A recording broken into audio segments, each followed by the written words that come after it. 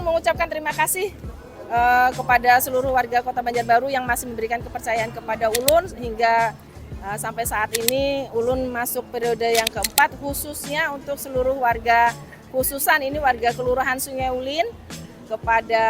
teman-teman forum RT RW di Kelurahan Sungai Ulin, teman-teman kader Posyandu, PKK, dan juga semua kader-kader atau teman-teman sahabat, kerabat, keluarga yang ada semua di Kelurahan Sungai Ulin. Karena Ulun mayoritas suara terbesar memang ada di Kelurahan Sungai Ulin, tentunya khususan spesial ucapan Ulun terima kasih ini Ulun sampaikan kepada seluruh warga yang ada di Kelurahan Sungai Ulin. Perasaannya ada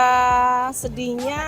ada senangnya, sedihnya berpisah sama teman-teman yang memang sudah selesai masa purna baktinya, senangnya masih diberi amanah dan kepercayaan oleh masyarakat sehingga bisa kembali nanti bekerja di DPRD Kota Banjarbaru mewakili masyarakat Kota Banjarbaru untuk membangun Kota Banjarbaru.